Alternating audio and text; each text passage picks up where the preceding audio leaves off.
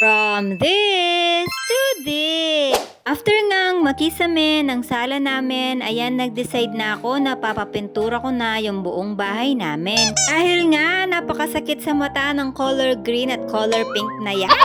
Hindi talaga yan nakaka-aesthetic, hindi talaga na. Inuna muna nga ni Kuya Charlie yung sa loob namin para maayos na yung TV at maayos na yung sala namin. Pinlat white na nga muna niya para matakpan yung color green na masakit sa mata bago niya lilagay yung totoong kulay niya, which is yung light gray. After nga ang isang araw na pagkukulay sa sala namin, eto na ang resulta. Bumili na nga rin ako ng TV rack at speaker at iba pang mga pang-design dito sa sala namin. At alam nyo ba na napakagastos palang maging aesthetic?